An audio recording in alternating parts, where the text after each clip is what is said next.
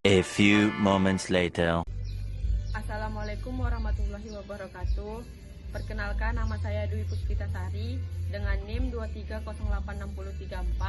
Di sini saya akan membuat video ujian akhir semester fisiologi olahraga. Baik, di sini saya akan menceritakan bab 1 mengenai pengantar fisiologi olahraga. Fisiologi berarti ilmu yang mempelajari organ-organ tubuh, terutama organ-organ tubuh yang terkait dalam aktivitas yang sedang dilakukan. Olahraga berarti mengolahragakan atau menggerakkan fisik. Jadi fisiologi olahraga adalah salah satu aspek yang berkaitan langsung dengan bagaimana tubuh melakukan fungsinya, mengatur dan melakukan adaptasi terhadap aktivitas yang sedang dilakukan. Baik, di sini saya akan menceritakan bab 2 mengenai sistem energi dan latihan. Energi adalah kapasitas untuk melakukan kerja. Contohnya pada saat kita melakukan kerja yang berat, kita banyak memerlukan energi. Energi ini berasal dari matahari.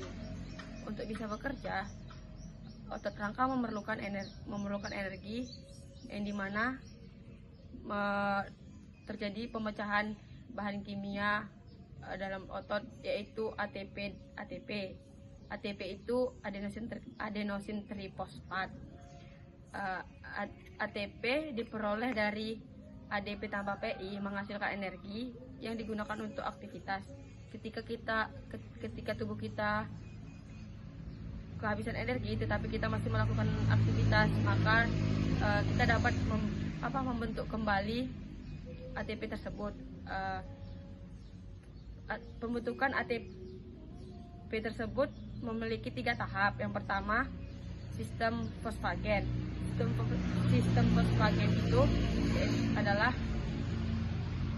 pemecahan antara C dan P menghasilkan energi. Energi ini digunakan untuk penggabungan ATP tambah ATP dan P, ATP dan TP yang menghasilkan energi untuk melakukan aktivitas.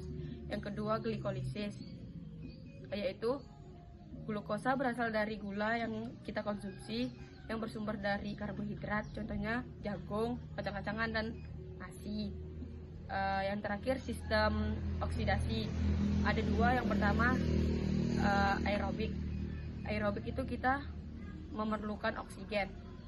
Contoh olahraganya yaitu lari jarak jauh, jogging. Itu.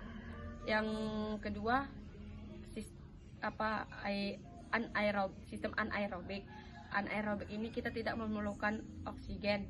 Contoh olahraganya itu tolak peluru dan lempar lembing. Baik, di sini saya akan menceritakan bab 3 mengenai otot rangka dan latihan. Yang pertama, ada struktur dan fisiologi otot rangka. Adalah sebagai alat gerak aktif. Otot rangka itu juga disebut dengan otot sadar, artinya berkontraksi dan relaksasi otot rangka diatur sesuai kemauan kita. Yang kedua, ada mekanisme kontraksi dan relaksasi otot rangka. Yang pertama, ada filamen aktin. Filamen aktin ini terdiri dari 3 bagian. Yang pertama ada molekul aktin, troponin, dan troponian. Yang kedua, filamen miosin. Filamen miosin ini terbagi menjadi 2, yaitu metamiosin berat dan ringan. Yang ketiga, ada sambungan saraf otot. Yang keempat, ada energi untuk berkontraksi. Yang kelima, ada pengaruh latihan terhadap otot rangka. Yang keenam, ada efek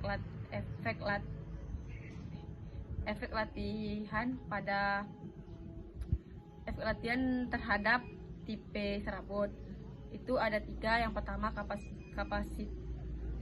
ada kapasitas aerobik. Yang kedua ada kapasitas glikolistik. Yang ketiga ada kapasitas efek latihan. Baik, di sini saya akan menceritakan bab 4 mengenai kardiovaskular dan latihan. Sistem kardiovaskular terdiri dari jantung, darah, dan pembuluh darah. Jantung berfungsi untuk memompa darah ke seluruh tubuh. Darah adalah alat transportasi yang membawa oksigen dan nutrisi. Yang ketiga ada pembuluh darah, yaitu menyalurkan darah ke seluruh tubuh. Adapun proses memompa darah yaitu ada dua. Yang pertama dari kontikel kanan ke paru-paru. Yang kedua dari kontikel kiri ke seluruh tubuh.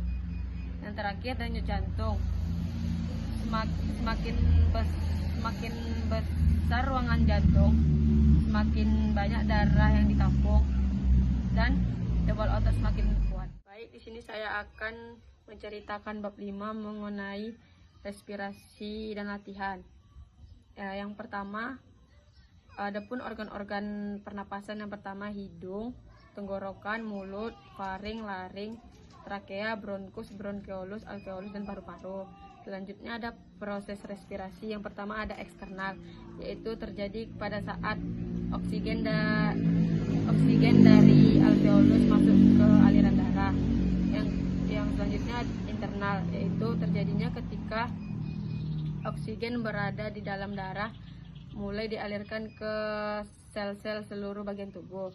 Yang terakhir ada kebutuhan setelah latihan berat. Ada 4. Yang pertama ada pengisian ATP, yang kedua penguraian asam laktat, yang ketiga ada pensiun hemoglobin dengan oksigen, yang terakhir ada pergantian gizi oksigen. Baik, di sini saya akan menceritakan bab 6 tentang ergogenik aids dalam olahraga. Ergogenik aids atau zat ergogenik dalam olahraga adalah bahan yang dapat meningkatkan energi atau kinerja atlet. Zat ini dapat membantu atlet dalam mencapai tujuannya, tapi jika mengonsumsinya berlebihan maka membahayakan kesehatan. Yang pertama, ergogenik komukologis, yaitu upaya untuk meningkatkan kemampuan kerja dalam mengonsumsi obat-obatan. Yang kedua ergogenik risonologi adalah bantuan dengan menggunakan bahan-bahan secara langsung yang dapat mempengaruhi proses-proses pada fisiologi bagi tubuh atlet. Yang selanjutnya yaitu jenis-jenis doping. Yang pertama stimulan, yang kedua steroid anabolik, yang ketiga ada pertumbuhan hormon, yang terakhir ada diuretik. Baik, di sini saya akan menceritakan bab 7 mengenai suhu dan lingkungan dalam olahraga. Suhu adalah ukuran kuantitatif terhadap suhu, panas, dan dingin yang diukur oleh termometer.